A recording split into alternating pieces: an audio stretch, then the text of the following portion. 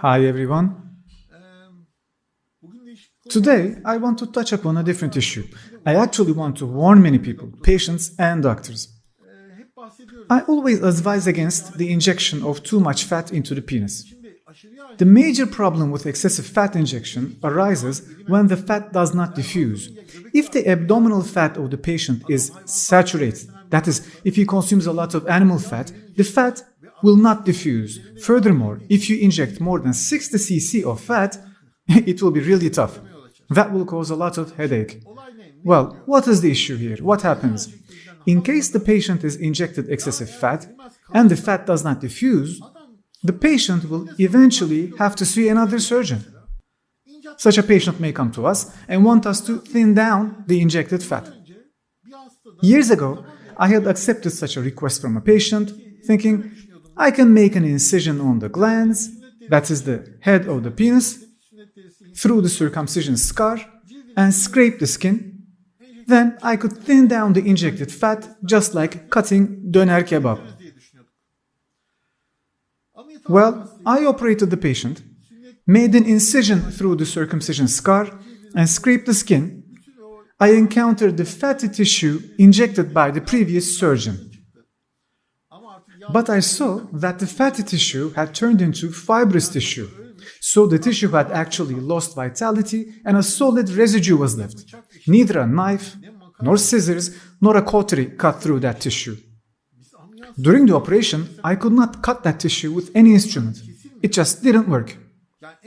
I have top-notch scissors, the best brand in the world, but they didn't work. During surgery, I decided to completely remove the tissue. I had to remove it, as the patient's penis had turned into a sort of wooden stick. It was impossible for him to have sexual intercourse. So I decided to take it out completely. I thought after some time I can get a reasonable result by re-injecting some fat, and this would satisfy the patient. Now let me tell you what happened. I removed all that tissue during the operation. But I saw that the skin of the penis was loosened, elongated. If you then inject fat into such a penis, the skin will swell like a balloon.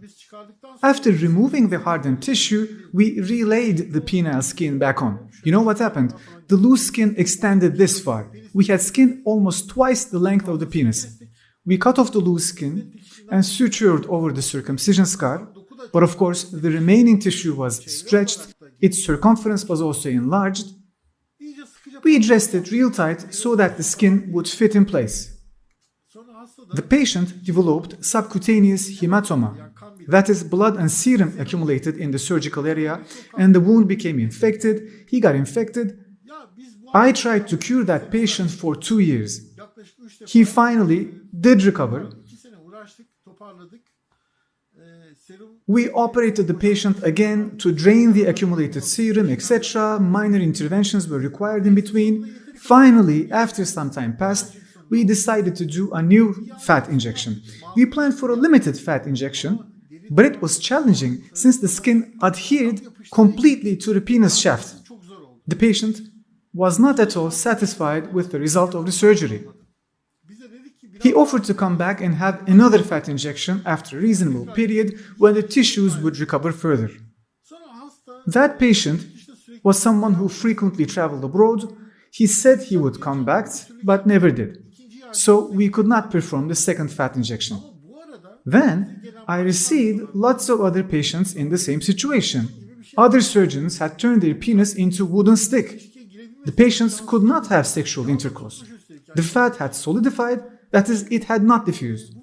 Now, I tell these patients right away that the operation will not succeed. I can't remove the tissue.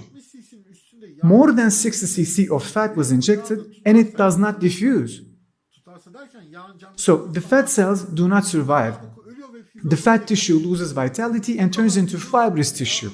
If the patient is someone who consumes a lot of animal fat, eats a lot of meat, does barbecue with tail fat, well, his body cannot metabolize the fibrous tissue created by the injection. If you operate the patient thinking, I can remove excessive fat with an easy operation and thin it down, you will be disappointed. Let me be frank. I want to warn you, both patients and surgeons. Don't inject more than 60 cc of fat, in particular if abdominal fat is of good quality. You will regret it. The patient will also regret it, because it is not possible to thin down that fat in the future. I simply wanted to cover this issue. As I've said, patients with over-augmented penises come to us, or they ask questions by email. This video is an answer to them, so I will now share with them the link. There is no such thing as thinning surgery, friends. Let me warn everyone about this. I get lots of questions. The best remedy is not to inject too much fat in the first place. Look, don't get confused. If the patient's abdominal fat is not of good quality, if it is aqueous, it will likely get diffused. In that case, you may inject a little over 60 cc, say 80 cc, because we know that it will diffuse. But in case the abdominal fat is saturated, do not inject too much. It will cause problems. Years ago, when I was not so experienced, I also made a few minor mistakes. One day, a patient from Germany called. He said, I had operated him a year ago. I had performed penile augmentation by a fat injection, and he had problems during that year. I asked him what the problem was. Doctor, he said, you told me that the fat would diffuse over time and my penis would thin down, but it didn't. It still hurts my wife. Then I found the archived operation video of the patient. Fortunately, we record every operation. I saw that abdominal fat was of good quality. It was saturated. I guess I didn't have that much experience back then. Therefore, I had injected excessive fat, thinking it would soon diffuse. It was a mistake. To put it bluntly, do not inject more than 60 cc of fat, particularly when the harvested fat is saturated. If the harvested fat tissue is aqueous, if the fatty layer leaks when placed on the strainer, then you may inject, let's say, 80 cc, but do not overdo it. One day in a hospital, they told me about another surgeon's penile enhancement procedure. I listened with interest. They said the patient was an Arab, and the surgeon had injected 110 cc. Well, I said, I'm sorry to hear that. Well, Arab patients are like that. I don't want to sound racist. I am no racist. But all Arab patients I have seen demand larger and longer penises without any exception. They had extreme requests. I asked them to have a more rational demand. Even if such thing were possible, what will happen then? Will it work for you? But an Arab patient may want that, and a colleague agrees to inject 110 cc fat. I said, well, sorry for him.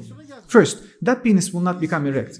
A patient injected 110 cc around the penis shaft will no longer get an erection. The surgeon will have problems for sure. Good luck with that. And if the fat doesn't diffuse, then the real problem will start.